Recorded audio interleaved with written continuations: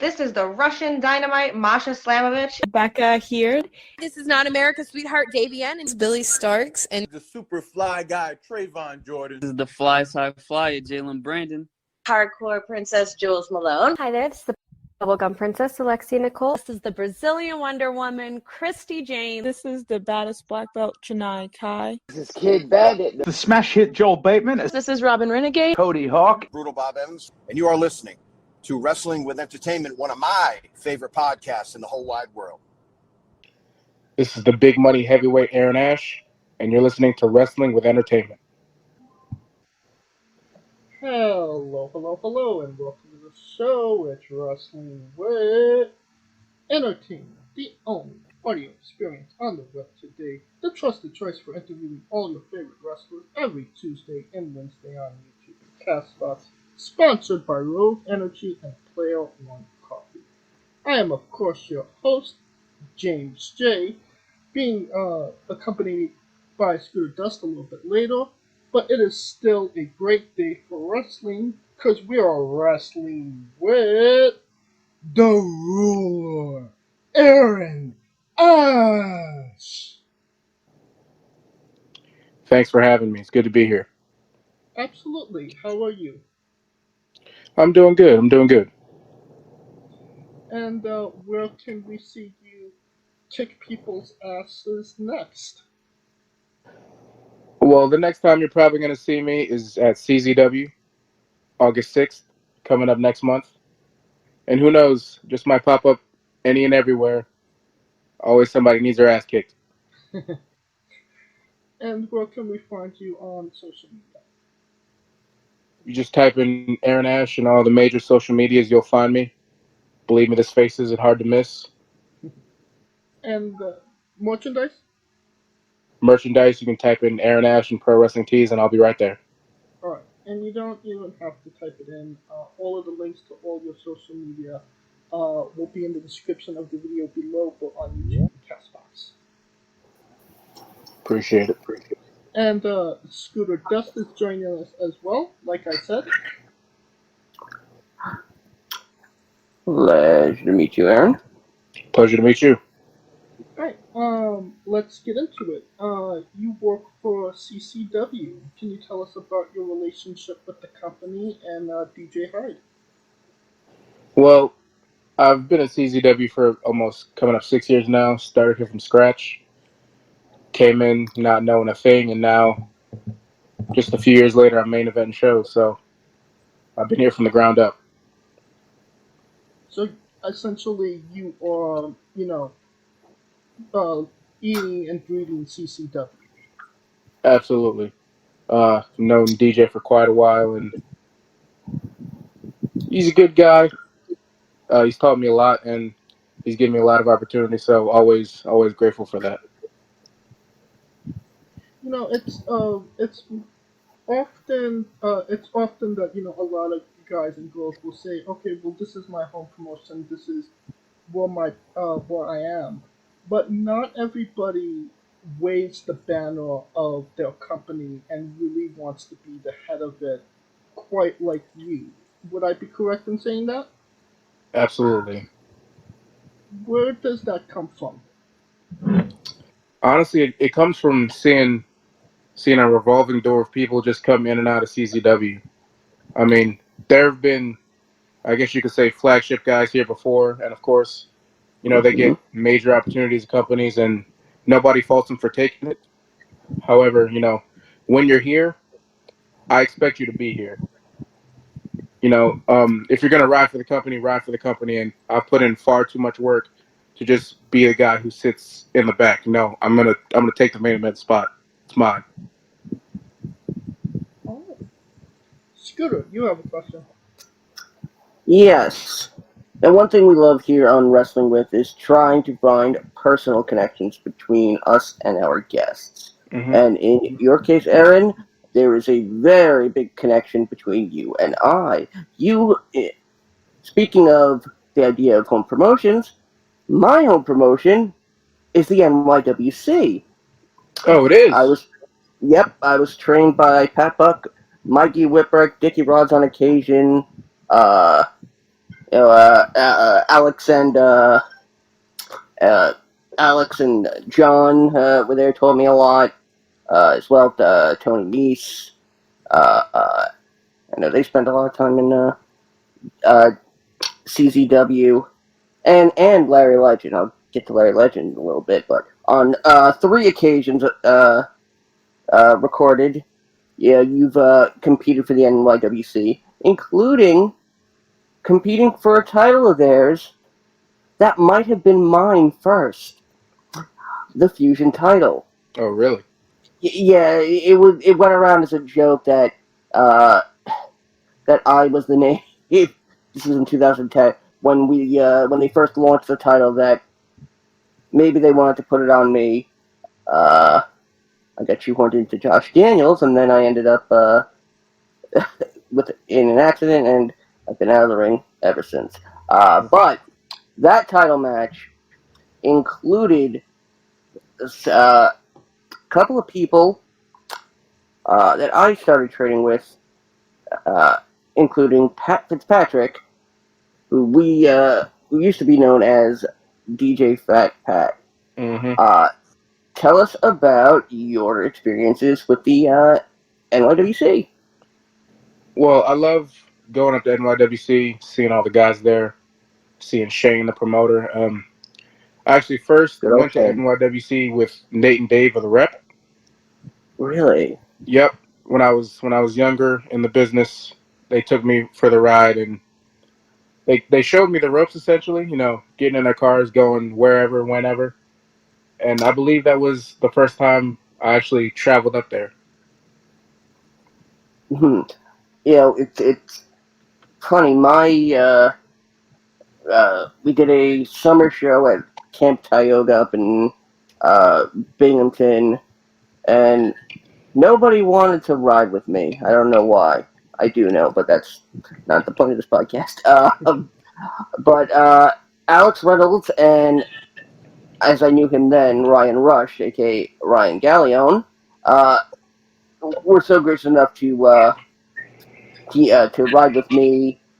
It's one of my most cherished memories of the business on whole, and now I feel a bit more of a connection with our guests who have gone through the same, territory as me. So I really do respect that. You were talking about how you, I guess we'll call it, your diehard work ethic for CZW. You hold the distinction of being the last, and I don't want to take anything away from Connor Claxton, but possibly longest combined reign of the CCW Medal of Valor Championship. Mm-hmm. What happened to that title, and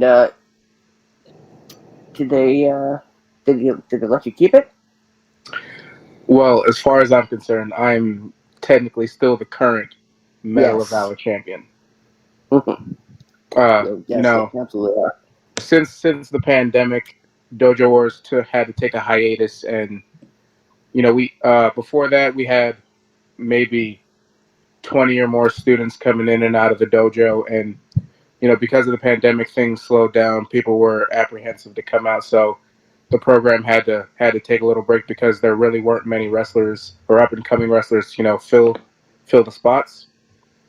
Mm-hmm. But that championship, it means a lot to me because even though you could say it was just a little student championship, it was the first time that somebody believed in me enough to say, hey, you're going to carry this and make what you make of it what you will. And I'm proud to say that I held that almost as good or not better than anybody. Yeah, one of only 2 superstars to have 2 reigns with the title, and one of 2 superstars to at least have over 300 days. That's the date I'm working from because they don't give an exact date of when the title was rendered inactive. I'm going to assume the date the stay-at-home order was put into place. Mm-hmm. All right, James, throwing it back to you. Yeah. So you recently wrestled in Germany, the UK, and the Netherlands. What was that experience like? It was a great experience because, I mean, not many people get afforded the opportunity to go overseas, let alone going overseas, do what you love to do. So that meant a lot that they trusted me to go over there and represent the brand. I learned a lot, not only from just the individuals there, but from the wrestling communities as a whole. You learn how these fans operate. You learn how these wrestlers like to go about doing what they do, and it was just an overall good experience. To get that little notch under your belt. I mean, it's quite impressive because usually when you go overseas, it's only to one of these places. Germany, UK, Netherlands. You hit all three in one tour. Mm-hmm.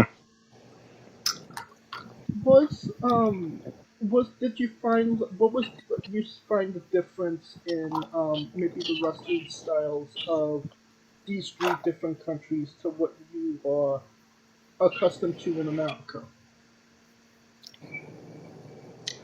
Well, I mean, in America, there's a huge saturation of professional wrestling, especially in the Northeast where we are. So, the more wrestling you see, the more guys are trying to innovate and they take the higher risks and they just try to be outside the box more. But since wrestling in Europe is spread out a little more, they don't need to do as much, be as crazy. I know these guys can go, but when your fans maybe get one show every month, maybe every couple months, you don't need to go out there and break your backs for that one little show, that one weekend. Right. And I mean, just culturally, what was the experience like being in three different countries? Culturally, everything was similar. Of course, they got the different languages, but everything was almost just about how it is in America. The fans in Europe are really friendly. They'll walk up to you, take a picture, tell you they really enjoyed what you did out there. So I mean, that was probably the greatest thing out there was putting putting on a good match and then having everybody come to you, hey man, it's the first time I'm seeing you, but I really love what you do. So that was a good experience. Now, anybody that knows the show knows that me and Scooter are very much foodies. What are you eating in Germany and Netherlands?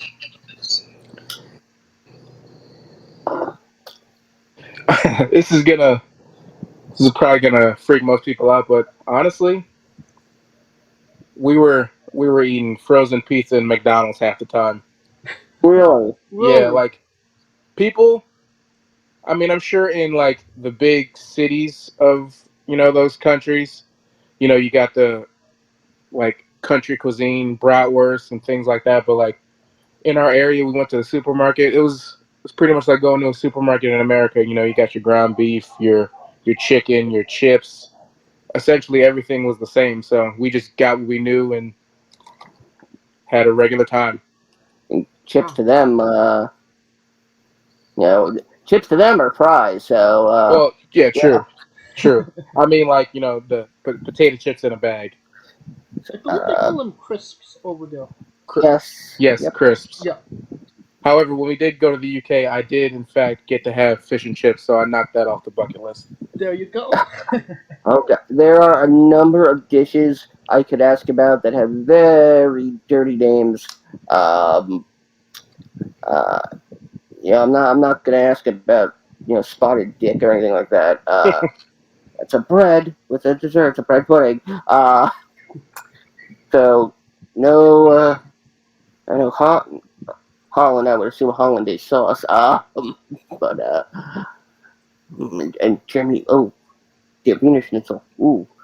Oh man, now I'm hungry. Yeah, sad to say, not many of us really had the local cuisine. Well, you know, I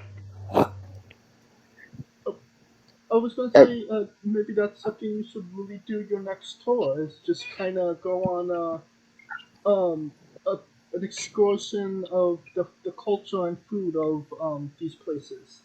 Especially Yes, Germany. that is on the list for the next goal. I was gonna say maybe it's a blessing in disguise. And yeah, Michael Mistretta was part of that tour, I believe. He was, yeah. NYWC is really pushing his appearance back in the States to the top. Returning back to the issue, not the issue, but you were trained by the renaissance of tradition of CCW legends. DJ Hyde, Joe Gacy, there are a couple others, but there's one that holds a particular place, not just in the hearts of indie wrestling fans and pro wrestling fans. I say that redundantly, but in mine and James' heart as well, and that is Jimmy Rave. Mm-hmm. I had the pleasure of vaguely knowing Jimmy when he was a active in-ring competitor.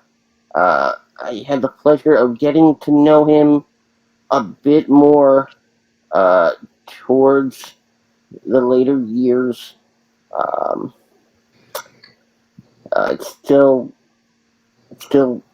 hurts me to this day that It's just really sad that he passed. yeah But he yeah should have. But yeah like, he what was your relationship with Jimmy? And do you have kind of any stories about Jimmy? what wisdom did he impart on you? Jimmy was always amazing because he would take the time out to not only talk to you about wrestling, but he would get to know you as a person so that we could have a closer relationship. There wasn't a time when I didn't think I could go to Jimmy for any type of advice, and he always had your back. Like, if he knew you were putting in the work, he wouldn't hesitate to shout your name out to a promoter or to make sure that if there was anything he could do, he would get you an opportunity. I mean, like there was this one time in training, we were doing this bump drill. So you have 4 people in the corners, 1 guy in the middle, and you're just gonna run in. You're gonna take clothesline, back elbow, and we're just gonna keep repeating that circle. And Yep. you had a bunch of guys who weren't up to par. So Jimmy just said, "Hey, I'm gonna need all of you to stop acting like little bitches and get this right." And we each took about 30 bumps apiece that night. And I mean, he was right. Wrestling is not a place where you can be timid. No matter who you are, what you do, when you get in that ring, you got to give it everything you got, and there's no half-assing it. Did he teach you about the secret shoot? The secret what? I'm sorry? The secret shoot. No, I don't believe he did. When you have like a normal match with somebody and they don't realize that they're shooting on you. You don't realize that they're shooting on you. Yeah, he told me a few stories about when he had to get a little rough with people. Yeah, he definitely made sure we were prepared just in case anything ever went awry. That's awesome. Glad to see Jimmy's living on in his students for sure. Yeah. Hey, speaking of a student, this recently you did wrestle in Best of the Best. I did. Alex Kane and O'Shea Edwards. a lot to unpack here.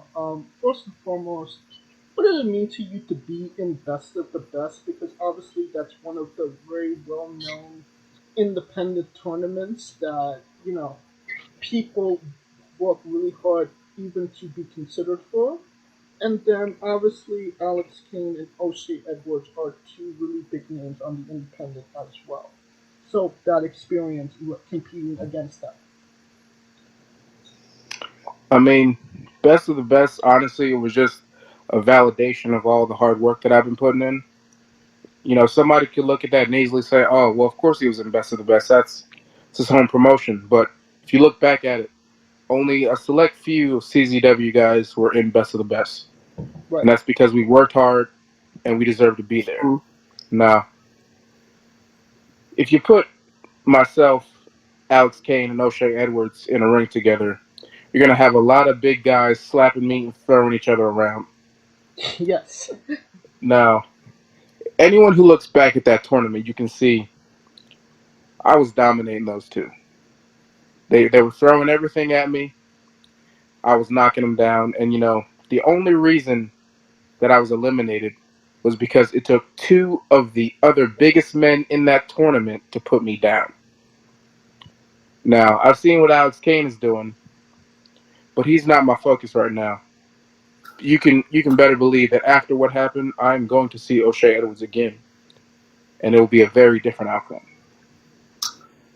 So your sights are on O'Shea, not Rick Swan, the current champion?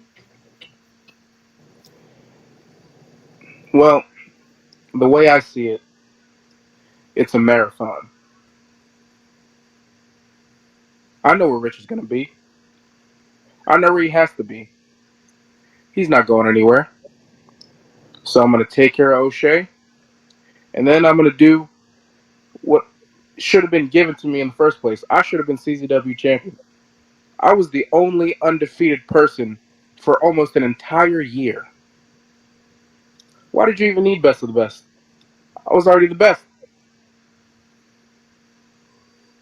I see. So you kind of have a list and you're checking names off of it, so to speak. Absolutely. And if someone's on my list, you can better believe that they will be checked off.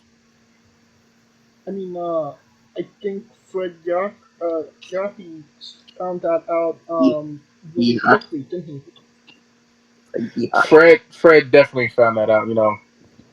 Before our match, everybody was telling me, "Oh, Fred is a different type of animal. Fred might get that win on you." One encounter between me and Fred, and I walked out the victor. A lot of people can't say that, and I take pride in that.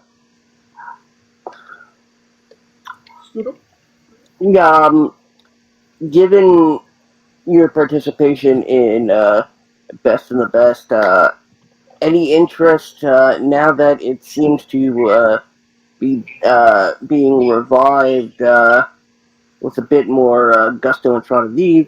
Any interest in participating in the Super 8 tournament? I would love to participate in the Super 8 tournament. Any chance I can get to compete against high caliber talent and get myself out there in front of more and more people, I will take that opportunity, always. All right. Okay. Now,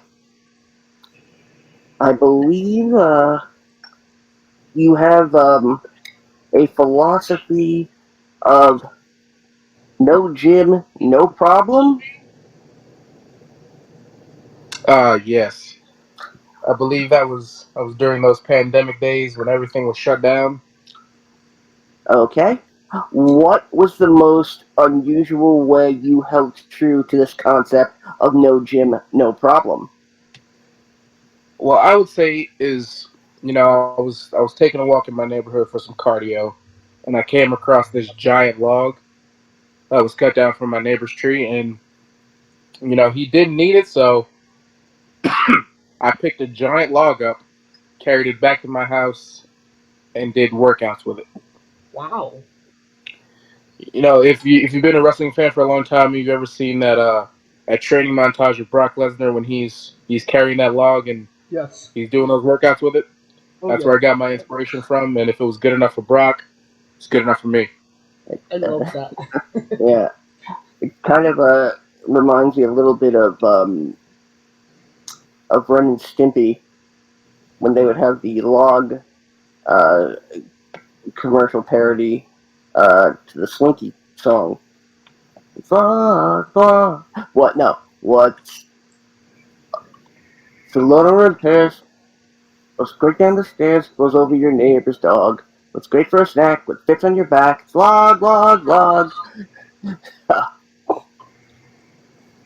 That's absolutely unbelievable.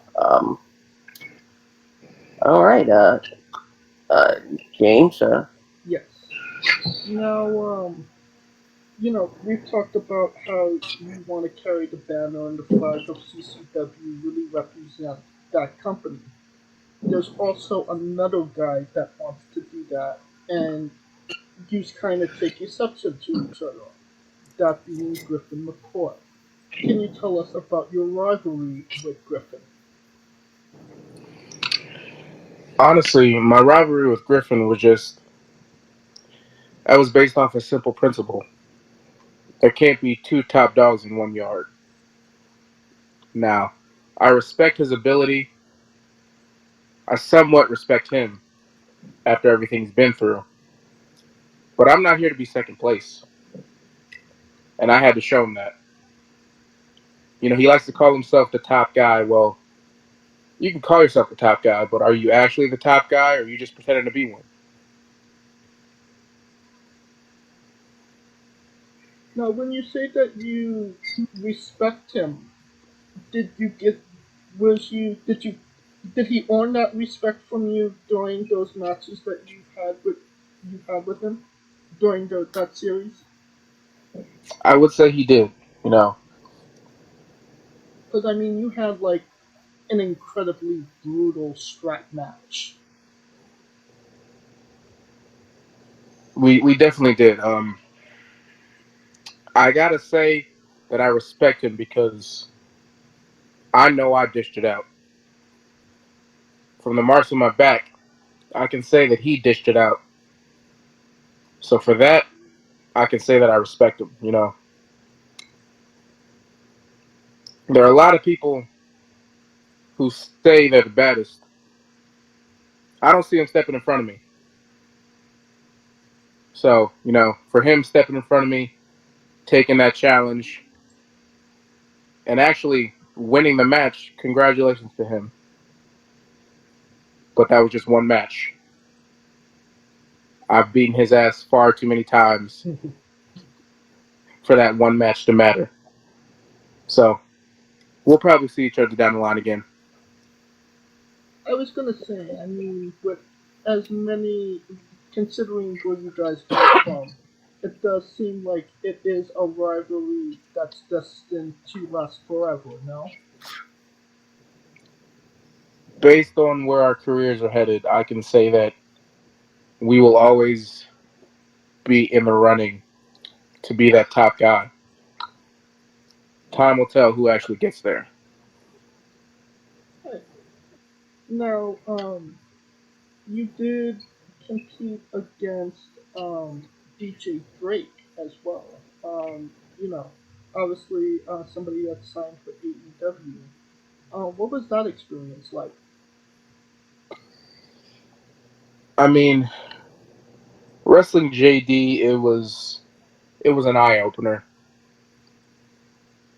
You know, it's one thing to wrestle guys at your level, but when you get the chance to wrestle a guy who's been wrestling for a decade or more, it opens your eyes to the level that you have to take yourself to. You know, when I wrestled JD, I said I was ready. I believed I was ready. And, you know, doing everything I did, it proved I was ready. It took a lot for JD to get the victory in that match. And I'll give it to him. He got that victory. But, you know, it's been a long time since he stepped in the combat zone. I wonder why that is. Do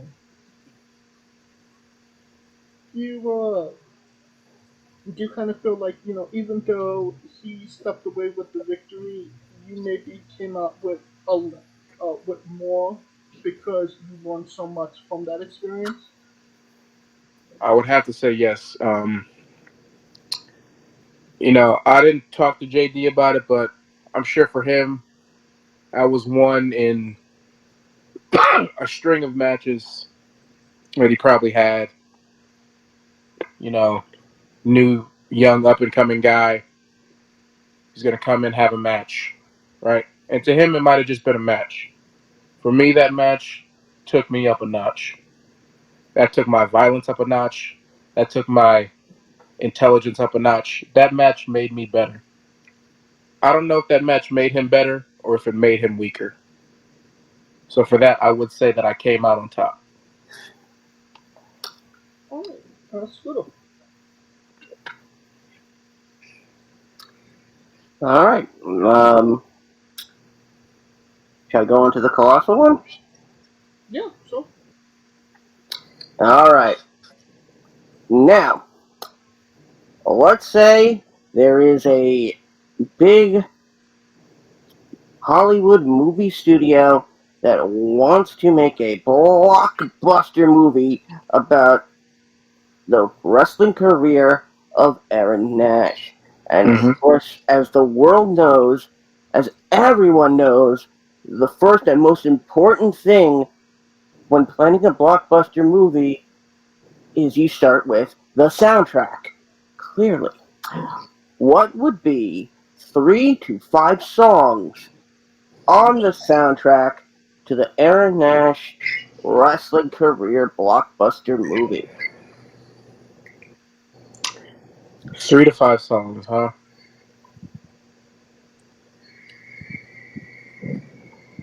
Well, before we get to those specific songs, I'm gonna give you some artists that definitely need to be in there. Number 1, Ice Cube. Sweet. Oh, all right. 2, you got Tupac. All right. Number 3, you're probably gonna think it's weird. It might be weird, but it's got to be in there. Taylor Swift. Oh, that's exactly what I was thinking. Okay. She's got to be in there. She's got to be in there. All right. And number 4, let's see. For going number 4, I'm going to say Blink 182. Now, when you think of those artists, they're vastly different from each other. They give you different vibes, but they all encompass Eran Ashe. You've got the side that is hard, that is tough, that knows what it takes to get rough. You've got Taylor, who can give you that soft side, that little rowdy side. Then you got Blink 182, the guys who most of the time just don't give a damn. So all of those people, put them into one. That would encompass the movie of Eran Ashe's life in wrestling. I love it, and it's actually got me thinking. Hell, you know what? Let's bring them all together and do. And I don't know why I'm thinking this. It's probably because you mentioned Tupac, and I am a huge Underground fan. Let's bring all the artists together. And let's do a cover of the same song for the modern day. Mm-hmm. And just, I don't know why that popped into my mind, but is there a particular song from each artist, or are we just blending all the music together for the whole soundtrack? I would say for the other artists, other than Tupac, just most songs will bring the same vibe and the same essence of the person. But for Tupac, there is a specific song, Okay. and that is "Can't See Me." Now, if you put this song on and you listen to what he's saying, I guarantee you your confidence level will grow 10 meters. You will get 10 plus confidence points. Because when you think about Tupac, no matter what he was going through, no matter what the time was, there wasn't a time when you couldn't tell him that he wasn't the best. And that's what I try to carry with me no matter where I go, no matter what I do. Of course, you gotta humble yourself at times when learning new things, but I'm always confident that if somebody needs to be told who the best is, they're gonna look at me. When an artist can literally change you from going from the imperial system to the metric system, that's something. Absolutely. That is, I love that. Absolutely love that. All right, we've got the makings of an excellent soundtrack. Now, the second most important thing is, of course, casting. Who would play Eran Ashe in the Eran Ashe wrestling career movie? And you cannot say yourself because you are contractually obliged to make a Stan Lee-esque cameo. Fair enough.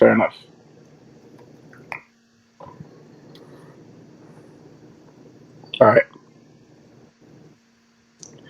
Now, I'm thinking of a person. Now, physically, he might be a few inches taller, and he may need to gain a couple pounds. But the actor who plays Attitude Era Rock in Young Rock, I feel like he would do a great job. Okay, I could see that. You just gotta shave that head, get himself a beard. Think he could do it. Put the hair on the chin, and he's good to go. Absolutely. Now, that we got you down, every movie has a supporting cast. Who would be 3 people that are significant in your life that would be in the movie, and who would play them? 3 significant people. One of them would have to be my mother. Okay. She is very supportive of my dream of professional wrestling, and she has helped me out a lot through my journey. So she would definitely be an important part of the movie. And I don't know, that might be the hardest part to pinpoint who could play my mother, because she's a very strong woman, and whoever does that has gotta portray that to a T.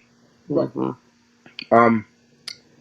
Second person, I would have to say DJ Hyde, because he's the one who gave me my start in professional wrestling. Oh yeah. And for him, that would be the actor who played the Kingpin in the Daredevil series. Would have to play him 100%. Vincent D'Onofrio. Absolutely. I've never thought of him as DJ Hyde, but now that you say it, I can definitely see it. That would definitely have to be a casting that would have to happen. 100%. I love that. Third person.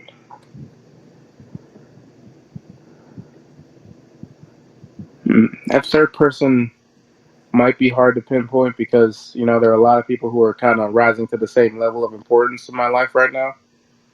But she'll probably kill me if I didn't say her. So I would have to say third person is my wonderful girlfriend, Miss Sammi Chaos. So the third person integral in that story would have to be her. Oh yeah, love Sammy. And who would play Sammi? Who would play Sammi?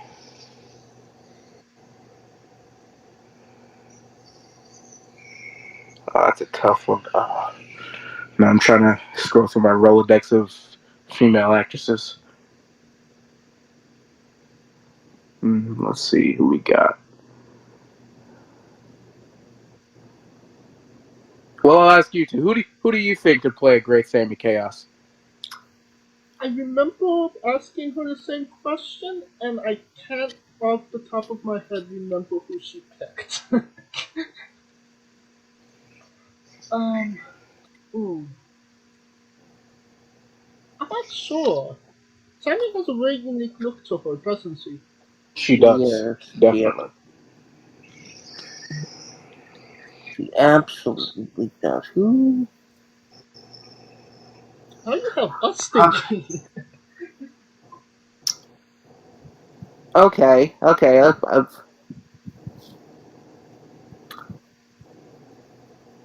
got someone in mind. Throw it at me. Who you got?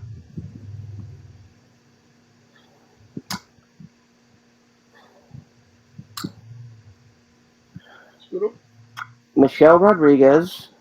Mm-hmm.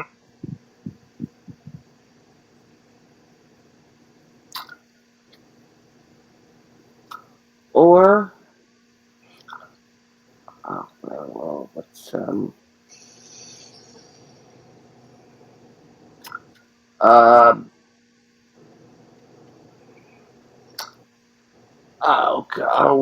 what's what's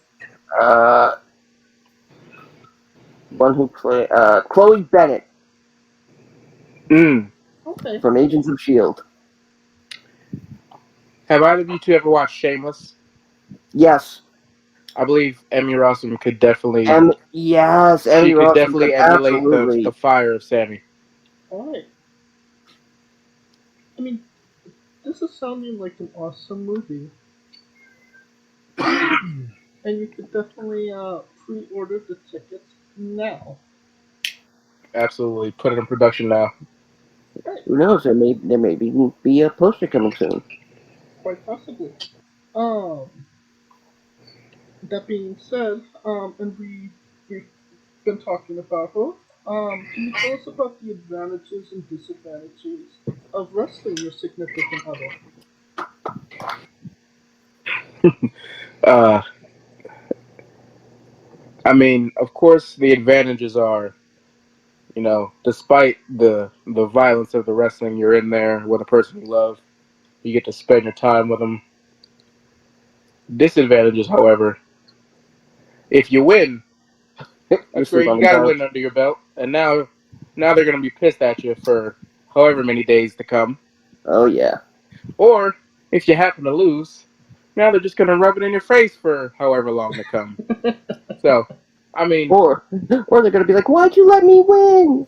Exactly. There's no real win. You just got to take it how it comes. Yeah. I've had the pleasure of wrestling against and with her multiple times. There was one time I accidentally put her through a door. I had to hear about that for a long time. So it's definitely been a ride. These are, what's the word? Wrestler relationship problems. You put me through a door.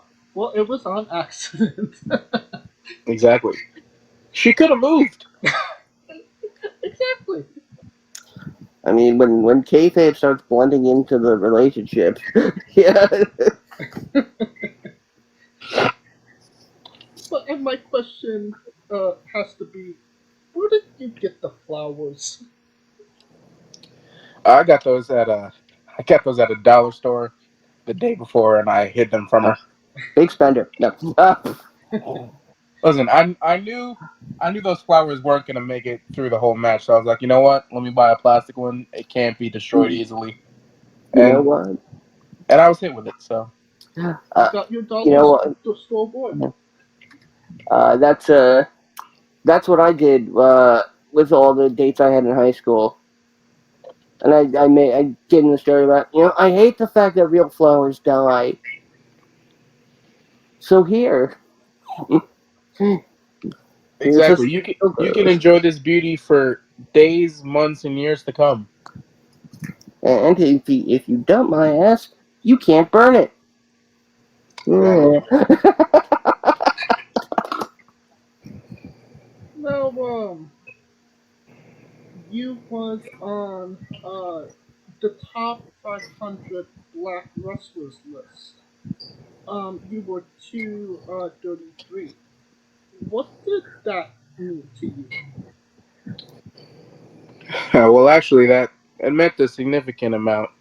Because I'm not gonna lie, there was a little chip on my shoulder from previous years when I hadn't made the list. I went from not making it to the list in a year to being further down the list than half. So it meant that the work I was putting in was really working for me. People were seeing what I was doing. I'm not one who called myself cocky, but I'm just confident in my ability.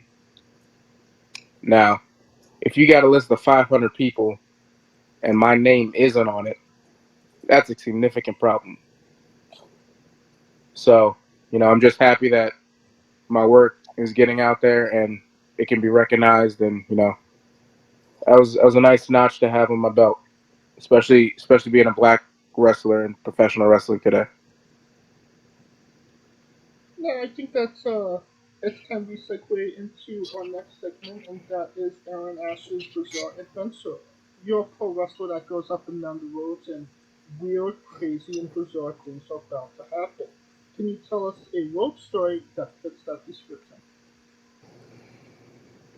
Road story of crazy and bizarre things. I gotta say, of all the crazy stories that people say they have, me and my guys have yet to have one that's really been crazy. But I will say the greatest interaction that we've had on the road, I believe, the promotion was maybe standalone wrestling, and I was there with the rep, and Vinny Talada hopped in the car, and we got to meet the Rock and Roll Express.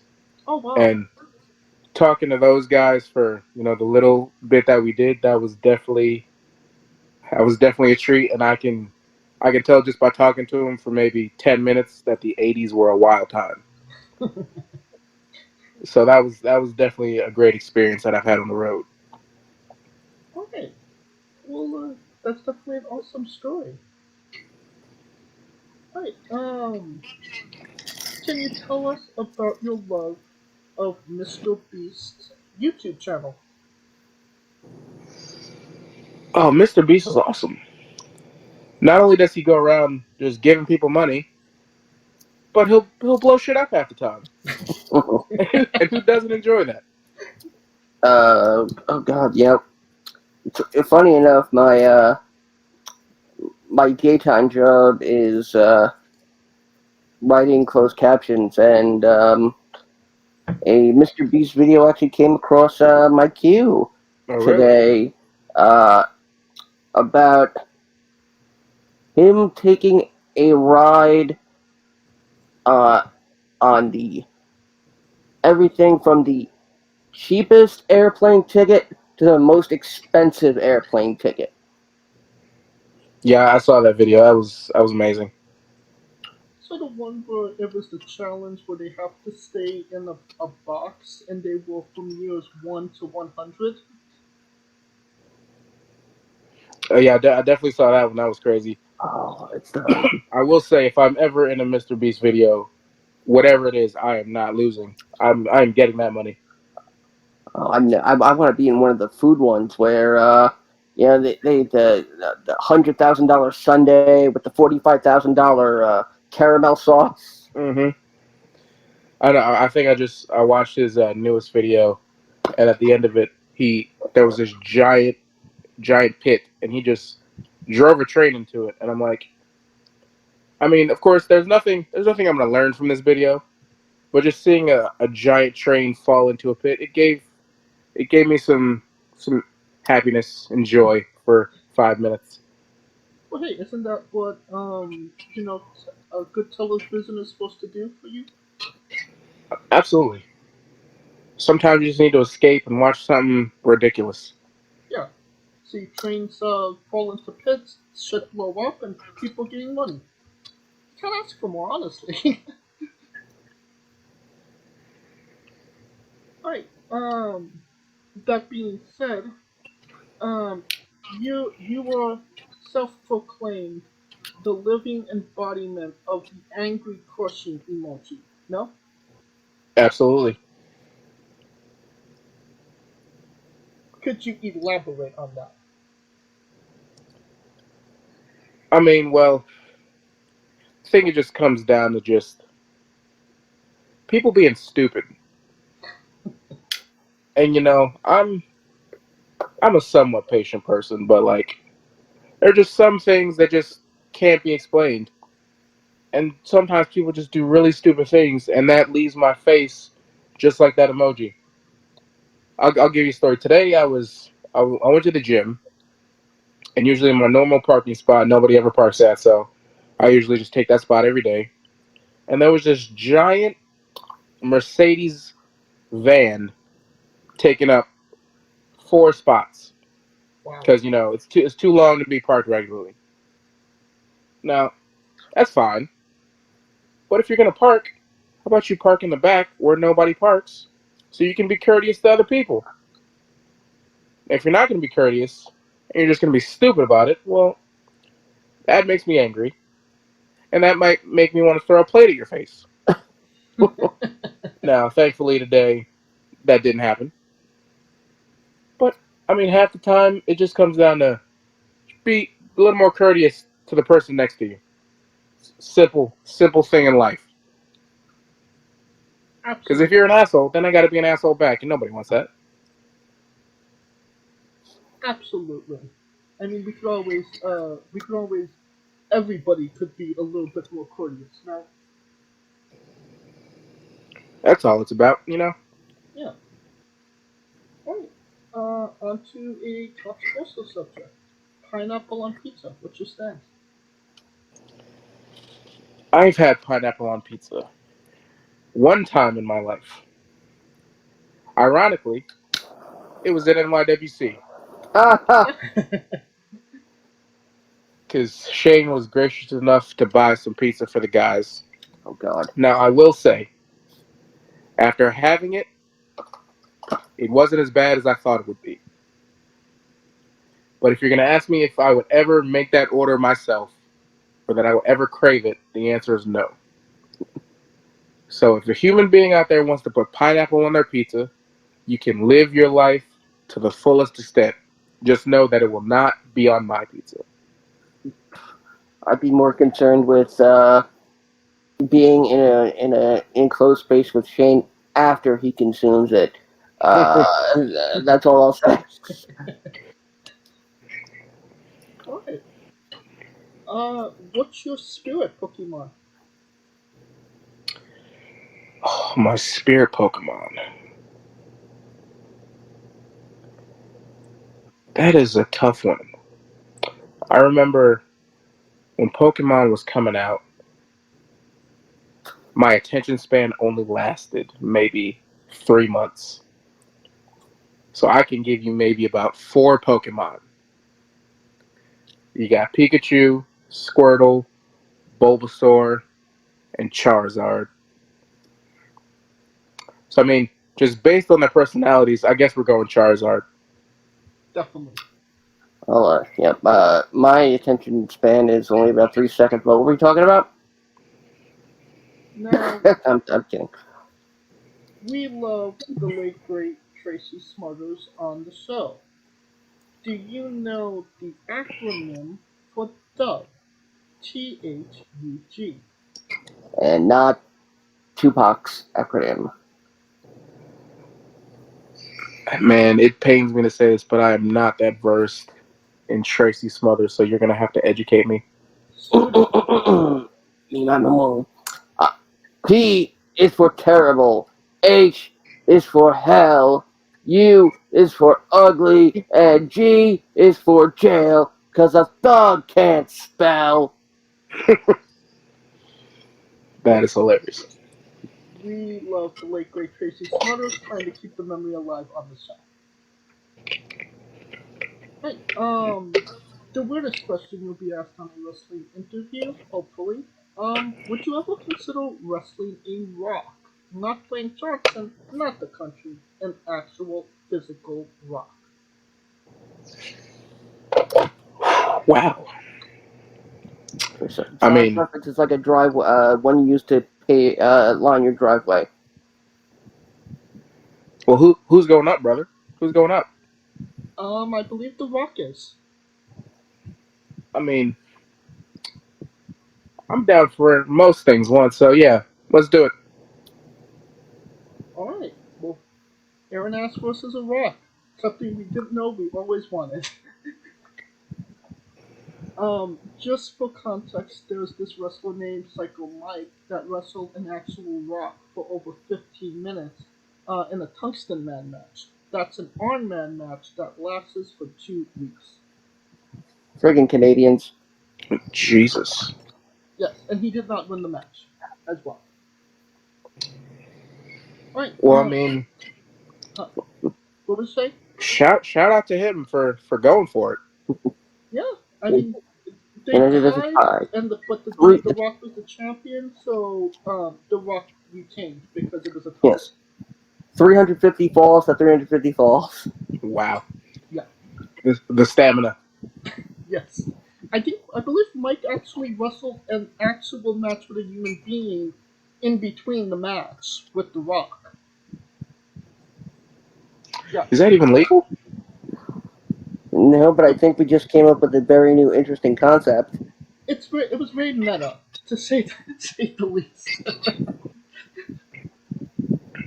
Well, I mean, listen, if you can think of a new concept and everything that professional wrestling has done, somebody's got to give it a shot. You're not wrong on that.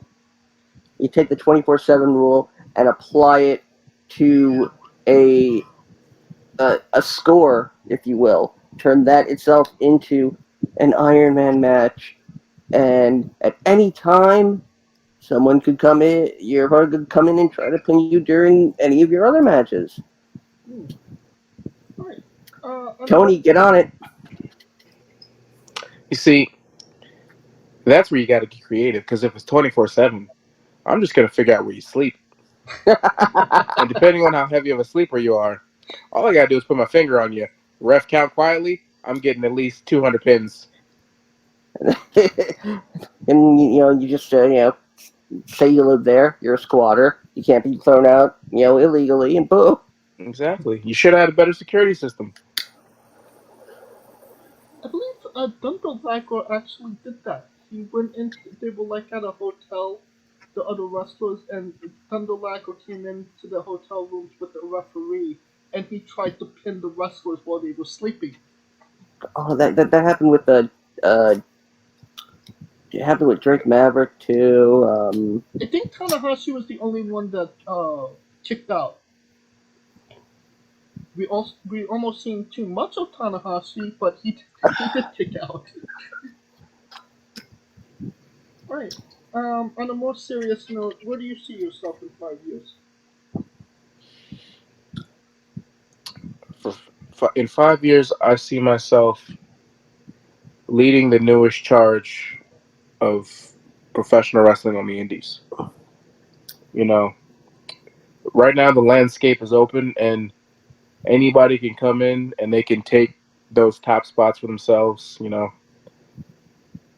that's depending on if, hopefully if I'm still on the indies, maybe I'll have a lucky break and maybe get signed. But in 5 years, if I'm still on the independents, I want to be touring the country, going overseas, holding major championships. And I just want to create a name for myself that's going to be here long after I stop wrestling. And, God willing, if I pass, I just want to create a legacy that people will remember. Alright. And what is a match people should go out of their way to see that best shows off what you are all about? if you want to go watch a match that describes what Eran Ashe is about, if you can find it, myself versus Fred Yehai. That match is hard hitting. That match is brutal. And, unlike my other matches, Fred took me to a limit that I hadn't been to yet. To date, that's probably the longest match I've had. And that's because, it took a little longer to put Fred down. So I would say if you're going to watch a match of mine that encompasses Eran Ashe, go watch that match. Do you know if we could find that on YouTube? I don't know if that is on YouTube. I will check to see if it's on CZW's or on our other streaming platforms. And if not, the second match you can go watch is myself versus my girlfriend, Sammi Chaos. Well, in that match, the tones are very different, but you're gonna get a lot of the same thing. Well, I will go and look for the match against Fred. If it is indeed on YouTube, I will put it in the link. I will put a link to the match in the description of the video below, both on YouTube and Castbox. I know definitely the match with Sammi is on YouTube, so I'll throw that one in the description as well for anybody that hasn't seen it, wants to re-see it after this interview. Alright, and since we are nearing the conclusion of this interview, we are wrestling with the 8 questions of doom. Dun, dun, dun. This is our speed round, our bonus round, the round where we see who you really are. Are you ready? Yes. Excluding yourself, greatest wrestler of all time. John Cena. Worst wrestler. Ooh. Hard one. Disco Inferno. You're main eventing WrestleMania for the World Championship. Who is your opponent? Dream opponent. I mean, AJ Styles. Okay. If you could come out to anyone's entrance music, past or present, who would it be? Batista. I want the fireworks. You're gonna do the whole entrance. Absolutely. Sweet. Finish the sentence. Kayfabe is. Kayfabe is holding on. We also would have accepted is quite good on toast. Squash. Vegetable or fruit?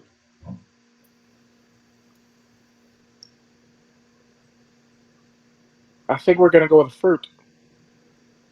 And you would be correct. Tomato logic. It has seeds.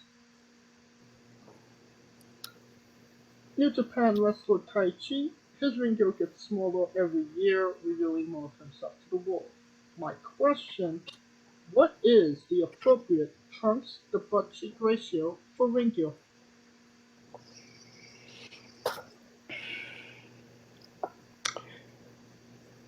If we're talking about trunks, if they are above mid-cheek, then you're wearing a thong.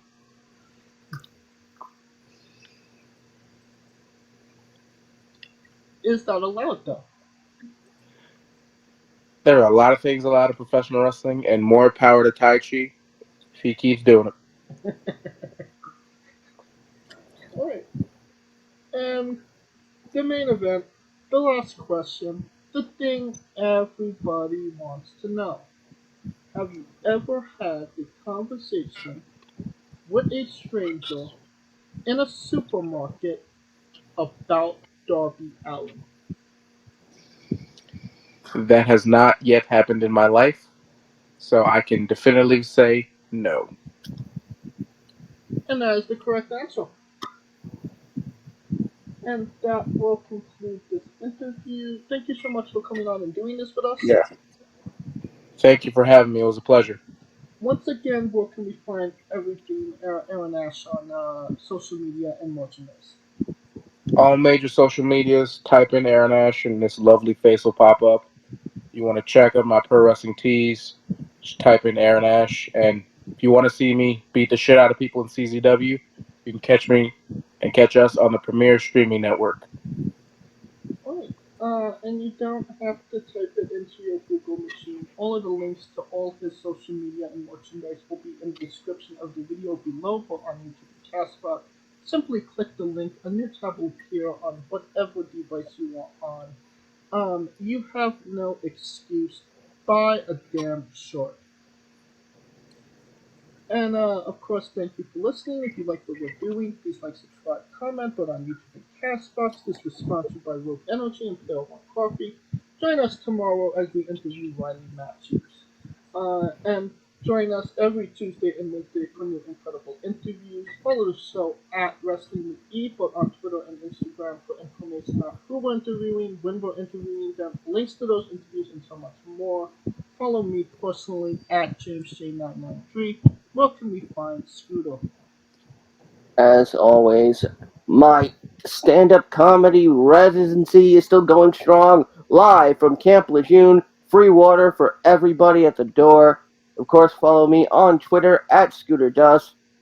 Keep an eye out to the social medias for updates on the remix. Big things are coming, I promise you that. And revel in all of my Dungeons & Dragons shenanigans and more, along with Rico Constantino Jr. and the rest of the Smoking Dragons clan, twitch.tv/Smoking Dragons. Now, Aaron, when I say wrestling wit, you say entertainment, okay? Yep. For our very special guest, Eran Ashe, Kaliko Yacht, Scooter Dust, I'm James J, and this has been Wrestling with Entertainment.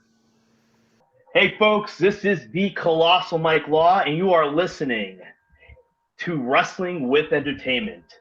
Enjoy the show, support these guys. We appreciate it very much. We'll see you at ringside.